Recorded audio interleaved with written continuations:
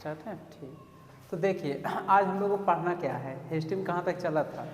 तो देखिए आपको गोलमेज सम्मेलन बता रहे थे ना, पहला गोलमेज सम्मेलन कब हुआ था 1930 में, सब बताया जा रहा था, आज वहीं चलेगा ठीक। तो देखिए आज आपका है हिस्ट्री में क्या हुआ, कोचिंग का जो न्यू स्टार्ट करेंगे यही इसी नाम से चलेगा, CGS नाम से ही चलेगा। ये भी कोचिंग जो स्टार्ट होगा Hindi medium 9 to 12 Hindi medium की कोचिंग अप्रैल से न्यू कोचिंग स्टार्ट करेंगे ठीक।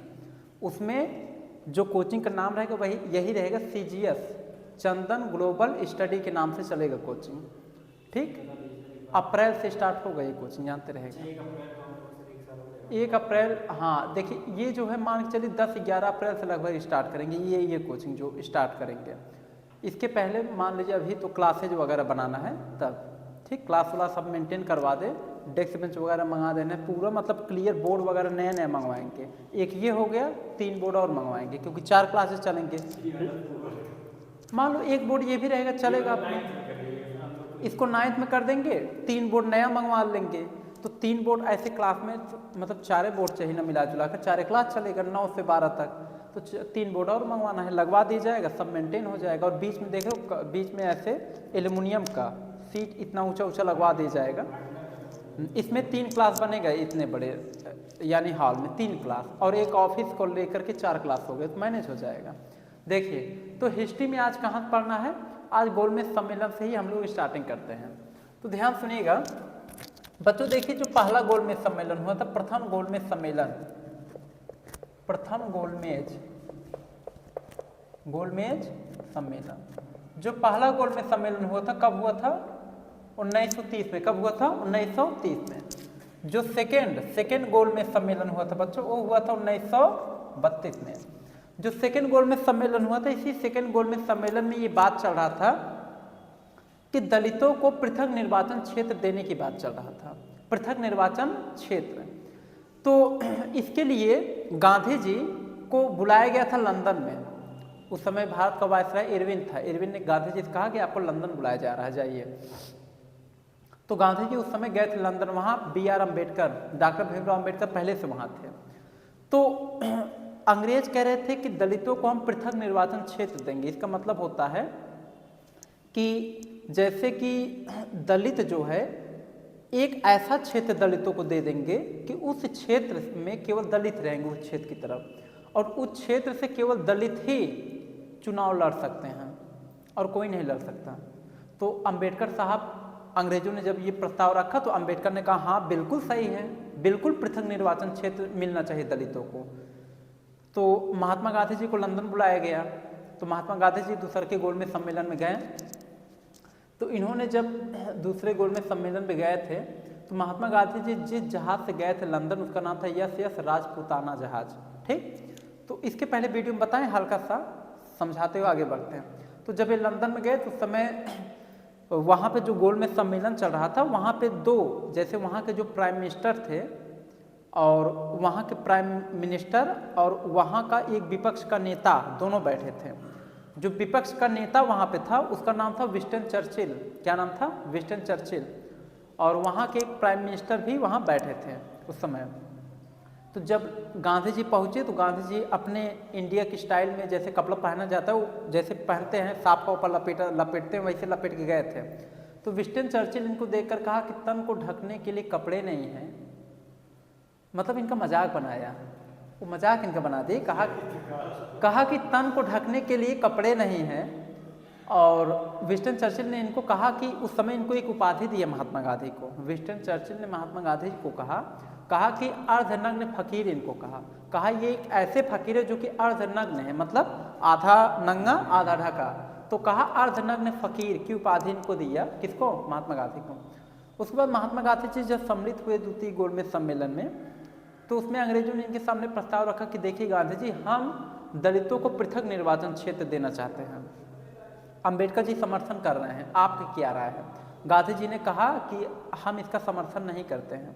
अंबेडकर जी सोचे ये तो जो है गलत काम कर रहे हैं, समर्थन नहीं दे रहे हैं। तो गांधी जी उठ करके चले गए। गांधी जी उठ के चले गए और गांधी जी जब उठकर चले गए तो भूख हड़ताल बैठ गया। कहाँ पे? भूख हड़ताल पे। उसके बाद तीसरा गोलमेज सम्मेलन हुआ था, थर्ड। जो थर्ड गोलमेज सम्मेलन हुआ था, ये हुआ था, एक मिनट रुक जाओ, द्वितीय गोलमेज सम्मेलन तुम लोग बताया नहीं। द्वितीय गोलमेज सम्मेलन 1931 में हुआ था, 1931 में। जो तृतीय गोलमेज सम्मेलन हुआ था ये 1932 में हुआ था, ठीक ना। 1930 में पहला, 1931 में दूसरा रखा, 1932 में तीसरा गोलमेज सम्मेलन। ध्यान देखिए, तो 1932 में जो तीसरा गोलमेज सम्मेलन जब हुआ, तो इधर ध्यान दो, 1932 के तीसरे गोलमेज सम्मेलन में क्या हुआ था, गांधी जी, उस समय गांधी जी जो है पूना के नर्मदा जेल में जो है, जैसे गांधी जी जब दूसरे के गोलमेज सम्मेलन से जब वापस आए ना, तो इंग्लैंड से फ़ोन आया इरविन को। इरविन ने फ़ोन किया, कहा कि गांधी को पकड़ो और उसको जेल में बंद करो, ठीक। तो गांधी जी को पकड़ के इरविन जेल में बंद कर दिया। तो गांधी जी भूख हड़ताल बैठ गए, और इधर पूरी जनता को पता चल गया कि ये पृथक दलितों को पृथक निर्वाचन क्षेत्र के चक्कर में ही ये सब हुआ है। तो पूरी जनता अंबेडकर साहब को टॉर्चर करने लगी कि तुम्हारे नाते गांधी जी को जेल बंद किया गया, गिरफ्तार किया गया, जाओ छुड़वाओ उनको जो है। तो उस समय और गांधी जी खास बात था, भूख हड़ताल बैठ गए, खाना नहीं खाएंगे, भूख हड़ताल पे थे। तो जब भूख हड़ताल बैठ गए तो और लोग चिंता होने लगे। तो उस गांधी जी से मिलने के लिए इधर पब्लिक टॉर्चर करने लगे अंबेडकर साहब को, कहे कि जाइए गांधी जी से मिलिए आप किसी प्रकार, नहीं तो उनकी डेथ हो जाएगा, भूख हड़ताल बैठ गए हैं। तो फिर उसके बाद डॉक्टर भीमराव अंबेडकर, पंडित जवाहरलाल नेहरू दोनों लोग गए गांधी जी से मिलने के लिए। तो गांधी जी इस घटना को कहा गया सांप्रदायिक पंचांग की घटना कहा गया था, पंचांग। उसके बाद क्या हुआ कि गांधी जी जो है पूना के नर्मदा जेल में गिरफ्तार, मतलब बंद थे, पूना के नर्मदा जेल में, जो जिस जेल में बंद थे उसका नाम था नर्मदा जेल। क्या नाम था? नर्मदा जेल। ये कहाँ पड़ता है? पूना में। कहाँ पड़ता है? पूना में। तो अंबेडकर साहब और पंडित जवाहरलाल नेहरू दोनों लोग गए मिलने के लिए, बातचीत किए। तो गांधी जी ने अंबेडकर को समझा, देखो अंबेडकर, दलितों को जो पृथक निर्वाचन क्षेत्र की मांग कर रहे हो, कितना सीट चाहिए दलितों की पृथक निर्वाचन क्षेत्र के लिए? अंबेडकर साहब ने कहा कि 71 सीट हमें चाहिए। 71 सीट का मतलब कि 71 सीट पर दलित ही चुनाव लड़ सकते हैं, समझ गए? 71 सीट, बाकी अदर सीटों पर कोई भी लड़ सके, लेकिन 71 सीट पे चुनाव कौन लड़ेगा? केवल दलित। तो महात्मा गांधी जी ने कहा कि देखिए अंबेडकर, तुम 71 सीट मांग रहे हो ना, सुनो, कहें कि तुम 71 सीट मांग रहे हो, हम तुमको 148 देंगे। कितना?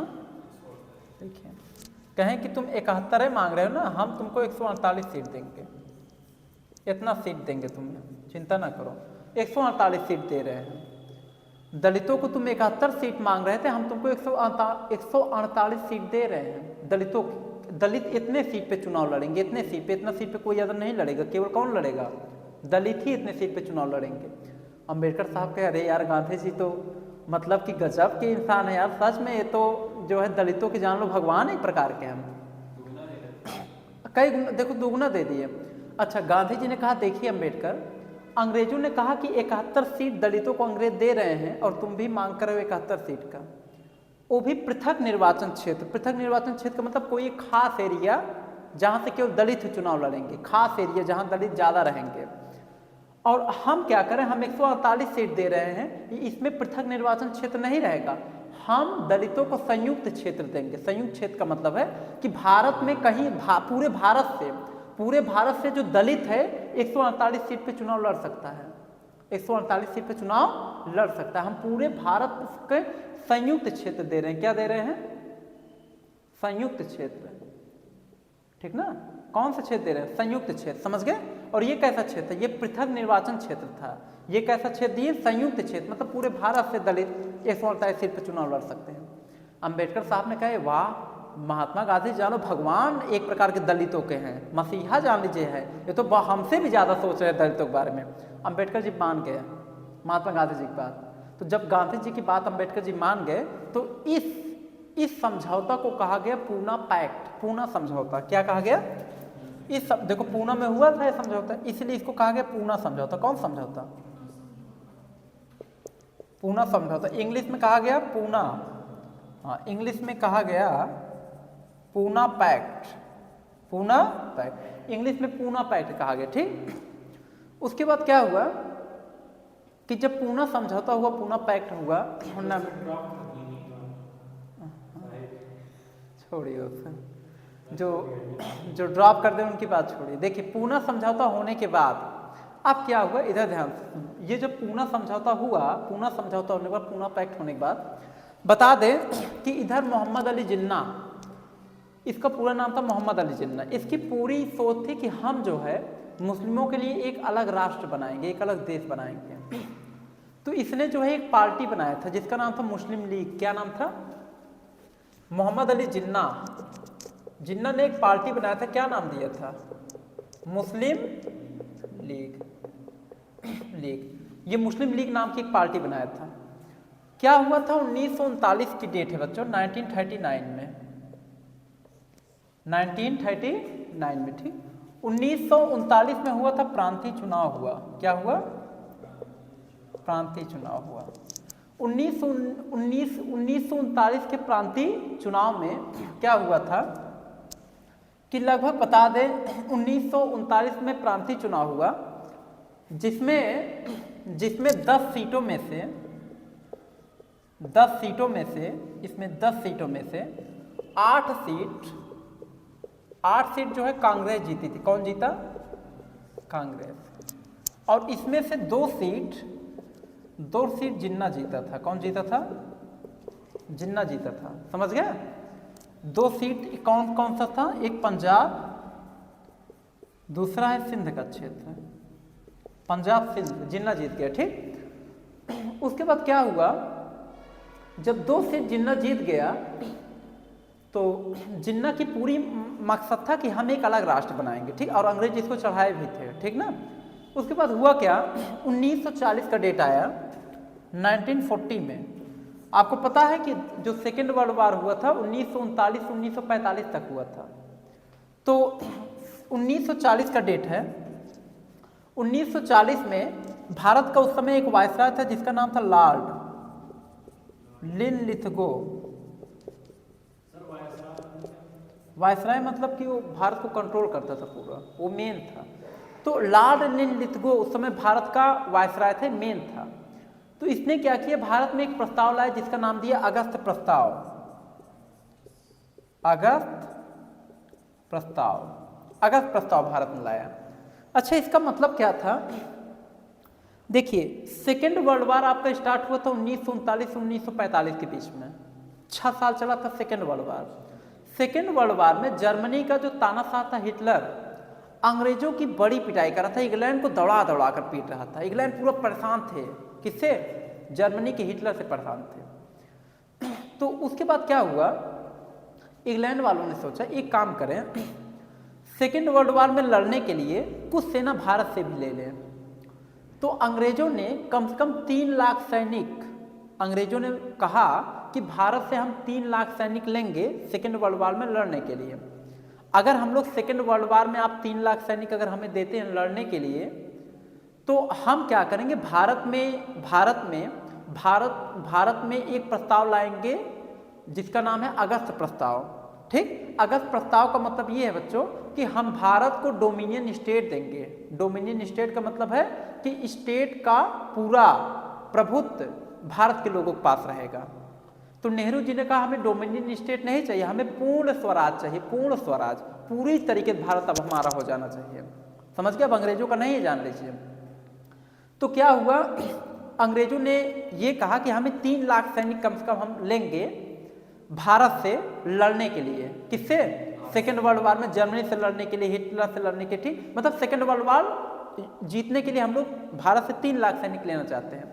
ये बात पता चला गांधी जी, सुभाष चंद्र बोस, मतलब सभी लोगों, गांधी जी, पंडित जवाहरलाल नेहरू, डॉक्टर राजेंद्र प्रसाद, सबको पता चल गया धीरे धीरे। तो गांधी जी, जितने भी कांग्रेस के बड़े बड़े नेता थे, सब लोगों ने अपना अपना रिजाइन देना शुरू कर दिया कि ये कौन सी बात है, अंग्रेज कैसे हमारे भारत से इतने 3 लाख सैनिक कैसे ले जाकर के लड़ा सकते हैं, बिना हम लोगों को मनसक ले जा पाएंगे। इन लोगों ने क्या किया, कांग्रेस पार्टी क्या देना शुरू कर दिए, इस्तीफा देना शुरू, त्यागपत्र देना शुरू कर दिए। समझ गए कि हम कांग्रेस पार्टी नहीं ज्वाइन करेंगे, छोड़ दे रहे हैं। समझ गए? उसके बाद मोहम्मद अली जिन्ना, ये जब देखा कांग्रेस पार्टी से सब रिजाइन दे रहे हैं, सब छोड़ के जा रहे हैं, ये जो है ये क्या कर रहा था पता है, ये उस समय मुक्ति दिवस मना रहा था। मतलब ये जो है मुक्ति दिवस मना रहा था। इसका एक प्रकार इसने सोचा कि चलो मुक्त हो गया किसी प्रकार से, कांग्रेस पार्टी जितने बड़े बड़े लीडर थे सब एक प्रकार छोड़ दे रहे हैं। ये मुक्ति दिवस मना रहा था कौन, जिन्ना। उसके बाद हुआ क्या कि इधर बीच में ही सुभाष चंद्र बोस जो जब जर्मनी का तानाशाह हिटलर अंग्रेजों को पीट रहा था, इंग्लैंड वालों को इंग्लैंड मतलब अंग्रेज वहीं रहते, पीट रहा था, तो उस समय महात्मा गांधी जी आंदोलन में बहुत तेज कर दिए थे ताकि अंग्रेजों को चिंता तनाव दे, भारत को छोड़कर किसी प्रकार भागे। समझ गए कि नहीं। उसके बाद क्या हुआ कि इसके जस्ट 2 साल बाद 1942 में 1900 नहीं ले जाने पाए थे 1942 में एक आंदोलन चलाया गया जिसका नाम दिया गया था भारत छोड़ो आंदोलन। कौन सा, भारत छोड़ो आंदोलन। 1942 में चलाया गया भारत छोड़ो आंदोलन, मतलब अंग्रेज जब भारत छोड़ो आंदोलन चलाया गया। ठीक, उसके बाद क्या हुआ, क्लियर दिख रहा है कि नीचे तक, यहाँ तक दिख रहा है ना। उसके बाद हुआ क्या बच्चों, अब बीच में ही सुभाष चंद्र बोस किससे गए मिलने के लिए, जर्मनी के तानाशाह हिटलर से। अभी जा रहे हैं जो है जर्मनी के तानाशाह हिटलर से मिलने के लिए। तो जब हिटलर से गए मिलने के लिए, तो अब इसके आगे कंडीशन बता रहे हैं क्या हुआ कि जब जर्मनी में गए थे मिलने के लिए, तो उस समय देखो हिटलर तो बहुत उस समय फेमस था, तो हिटलर किसी से डायरेक्टली इतनी जल्दी नहीं मिलता था। हिटलर डायरेक्टली किसी से इतनी जल्दी नहीं मिलता था। तो जब ये गए थे हिटलर से मिलने के लिए ना, तो हिटलर अपने हमशक्ल का कम से कम लगभग दो लोगों का एकदम रखा था, हिटलर के हमशक्ल जैसे थे। तो जब सुभाष चंद्र बोस गए थे मिलने के लिए ना, वो बहुत अच्छे हिटलर को पहचानते थे। तो पहले नकली 2 हिटलर आए थे मिलने के लिए। पहले स्टार्टिंग में एक हिटलर आया मिलने के लिए, सुभाष चंद्र बोस से हाथ मिलाने गया, हाथ नहीं मिलाया। सुभाष चंद्र बोस पहचानते थे असली हिटलर कौन है। तो फिर उसके बाद कहें कि आप नहीं हिटलर, तो चला गया। फिर एक हिटलर आया मिलने के लिए, वो भी नकली ये था, उसी जैसा लग रहा था लेकिन था नकली, उससे भी हाथ नहीं मिलाया। उसके बाद फिर असली हिटलर आया तब उससे हाथ मिलाया। हिटलर उनसे जब हाथ मिलाया तो हिटलर को ये समझ में आया कि ये वास्तव में गजब का बंदा सुभाष चंद्र बोस। ठीक, सुभाष चंद्र बोस को पता है, सुभाष चंद्र बोस नॉर्मल आदमी नहीं थे, अपने समय के ICS ऑफिसर रह चुके थे सुभाष चंद्र बोस। समझ गए कि नहीं, अपने समय के। तो उन्हें सुभाष चंद्र बोस को नेताजी सुभाष चंद्र बोस कहा जाता है, नेताजी सुभाष चंद्र बोस, समझ के बहुत बड़े नेता थे। उसके बाद क्या हुआ कि सुभाष चंद्र बोस हिटलर से मिले और हिटलर से कहें कि देखिए, हिटलर ने कहा कि बताइए क्या मतलब कि किसके लिए आप आए हैं। तो सुभाष चंद्र बोस ने हिटलर से कहें कि देखिए महाराज, हमारे भारत में अंग्रेजों का साम्राज्य है और हम चाह रहे हैं अंग्रेज भाग जाएं, और आप इंग्लैंड पे हमला किए, मार रहे हैं। एक काम कीजिए, आप कुछ सैनिक हमें भी दीजिए जर्मनी के ही, और हम उस सैनिक को लेकर के कुछ अपने सैनिक मिला करके अंग्रेजों को मार करके भगाएंगे। तो जर्मनी का जो तानाशाह हिटलर था ना, ये बहुत जलता था अंग्रेजों से। इसने कहा ठीक है, बिल्कुल तुम्हें सैनिक देंगे। सैनिक अपना कुछ दिया, ट्रेनिंग दिलवाया, और यहाँ के भी जो सुभाष चंद्र बोस के कुछ सैनिक थे उनको भी ट्रेनिंग दिलाया। ट्रेनिंग दिला करके बढ़िया जो है सुभाष चंद्र बोस ने 2 पार्टी बनाया था।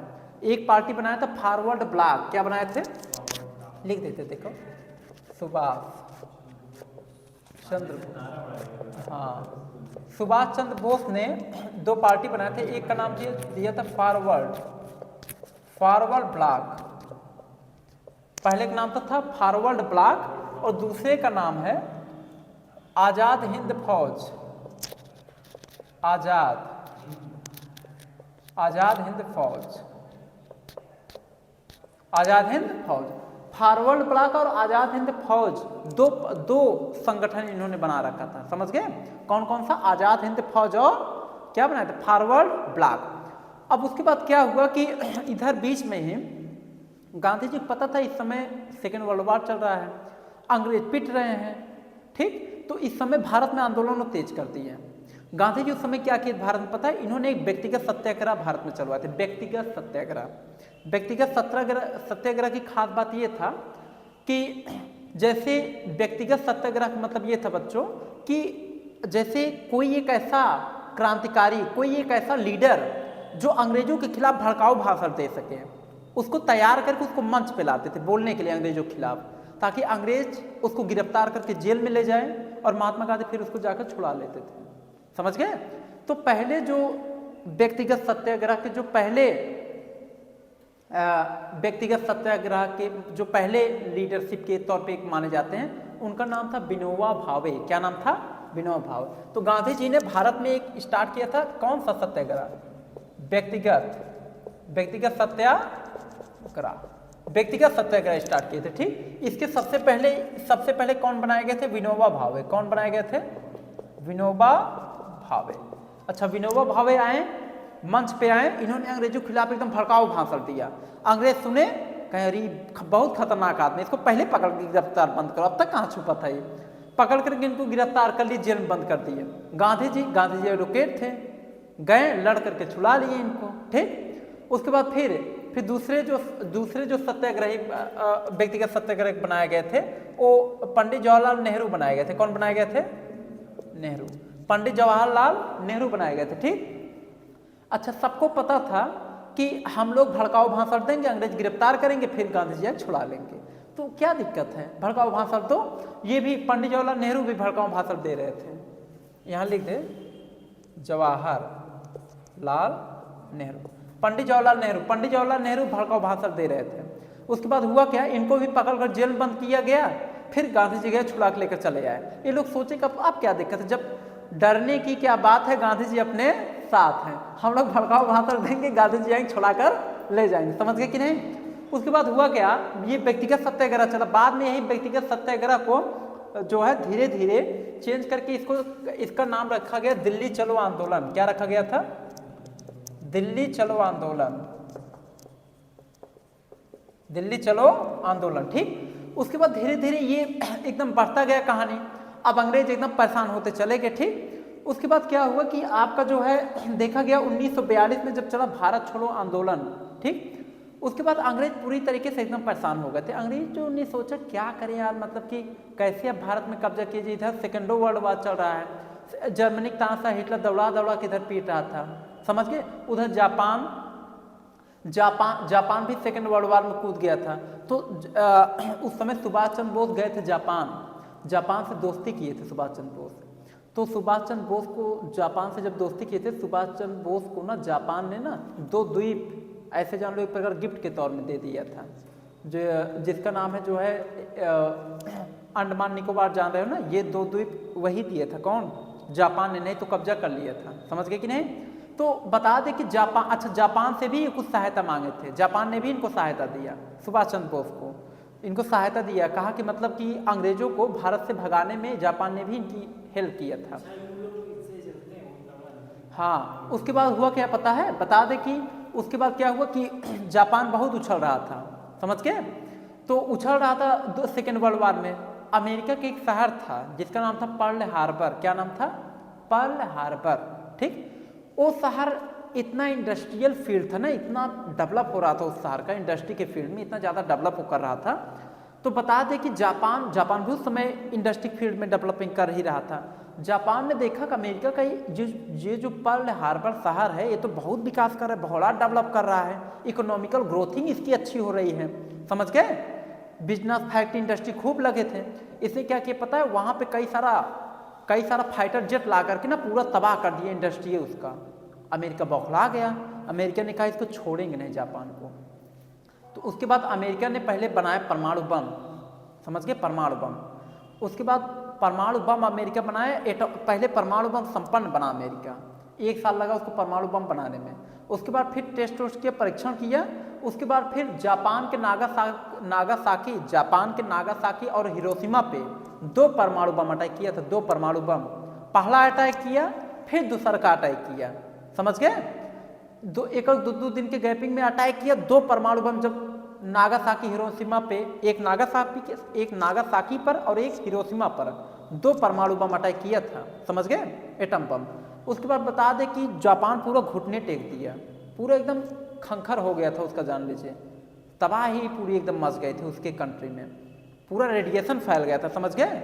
आँख कान, किसी का आंखें नहीं, किसी काने नहीं, किसी का एक पैर नहीं है, मतलब सब एकदम परेशान, मतलब आधी जनसंख्या मर गई थी जान लो वहाँ की। आज भी जापान में कुछ लोग पैदा होते हैं लंगड़े लूजे पैदा होते हैं, उसका आज तक इफेक्ट है। सोच लो, ये हाल है। हल्का फुल्का आज भी इफेक्ट है, हल्का फुल्का है इफेक्ट आज भी। उस समय क्या इफेक्ट रहा था जान लीजिए, इतना खतरनाक विस्फोट हुआ था। एक एटम बम अमेरिका ने छोड़ा था प्लूटोनियम नाम का, और दूसरा छोड़ा था यूरेनियम नाम का। समझ गए? जो प्लूटोनियम नाम का जो बम था वो मेन जो है प्लूटोनियम से ही बनाया गया था, और जो यूरेनियम नाम का बम था वो मेन यूरेनियम से बनाया गया था, और बहुत घातक बम था, बहुत घातक एटम बम था, और छोड़ा पूरा एकदम परेशान हो गया। समझ गए? उसके बाद फिर क्या हुआ कि जापान आत्मसमर्पण कर दिया। जापान ने अमेरिका से कहा देखिए हम आपसे युद्ध नहीं करेंगे, हम आत्मसमर्पण करते हैं। और अमेरिका ने कहा देखो तुम्हारे जापान में सब मतलब तुम विकास करो, सब कुछ करो, ठीक है, सब हमारे सैनिक काम करेंगे, जहाँ जो मन करेगा हम कर ले अपना कर सकते हैं, क्योंकि हरा दिया, पूरा प्रभुत्व हो गया। समझ गए कि नहीं? तो सब जापान ओपान की बात है, ठीक ना। उसके बाद अब हम लोग आते हैं अपने टॉपिक भारत की तरफ, ठीक। हल्का बीच में बता दिए, जब हम आपको वर्ल्ड हिस्ट्री पढ़ाएंगे ना तो ये और एक्सप्लेन करके बताएंगे। समझ गए? उसके बाद ये क्या हुआ बच्चों कि अब अंग्रेजों को एकदम पूरी दिमाग में एकदम वो हो गया कि अब कैसे भी करके मतलब कि क्या करें ताकि भारत में कैसे कंट्रोल स्थापित कर पाए। इधर महात्मा गांधी जी अंग्रेजों को चिंता दे रहे थे, भारत से ज़्यादा तनाव दे रहे थे, चिंता दे ताकि तुम छोड़ के भागो भारत। समझ गए कि नहीं? और अंग्रेज अब मजबूर हो गए थे छोड़ के भागने में। समझ गए? तो क्या हुआ कि अब अंग्रेज भी मजबूर हो गए, चिंता तनाव इधर ज़्यादा बढ़ता गया। उधर सेकेंड वर्ल्ड वॉर चल रहा था, 1939-1945 तक द्वितीय वर्ल्ड वॉर चला 6 साल। अंग्रेज पूरे एकदम त्रस्त हो गए थे, मजबूरन उनको दबाव भी पड़ गया भारत से छोड़कर जा, क्योंकि भारत में भी अंग्रेजों के खिलाफ ऐसा नहीं सब शांत थे, विद्रोह बराबर होता गया। समझ गए कि नहीं? उसके बाद क्या हुआ, एक समय ऐसा है कि उस समय जो है इंग्लैंड का एक प्राइम मिनिस्टर बना जिसका नाम था विंस्टन चर्चिल। क्या नाम था? विंस्टन चर्चिल, ठीक। विंस्टन चर्चिल बता दें कि जब गांधी जी आपके भूख हड़ताल पे एक समय था बैठ गए थे, विंस्टन चर्चिल इतना गंदा और घटिया था, वही गांधी जी को कहा था अर्धनग्न फकीर। उसने कहा कि गांधी जी उस समय बैठे थे जब भूख हड़ताल पे 21 दिन के भूख हड़ताल बैठे थे, विंस्टन चर्चिल ने एक डॉक्टर भेजा था, गांधी जी की सहायता करने के लिए नहीं भेजा था। उसने इसलिए भेजा था जाओ देखो कि गांधी जिंदा कैसे हैं, वो जल्दी जल्दी मरना चाहिए उसी जेल में। समझ गए? ये हाल था। मतलब विंस्टन चर्चिल गांधी जी बहुत ज़्यादा दुश्मनी रखता था, मतलब उसको चिढ़ आती थी गांधी जी को देखकर। समझ गए कि नहीं? और गांधी जी विंस्टन चर्चिल के बीच में मतलब हमेशा टकराव रहता था, वो पसंद नहीं करता था गांधी जी को, क्योंकि गांधी जी इंडियन थे और इंडियन को आज भी अंग्रेज पसंद नहीं करते हैं। समझ गए कि नहीं? तो आज इतना आपको बता देंगे, ठीक। इसके आगे का वीडियो हम आपको नेक्स्ट डे बता देते हैं, ठीक ना। तो बच्चों आज के लिए इतना ही, इसके आगे वीडियो नेक्स्ट चलेगा। धन्यवाद।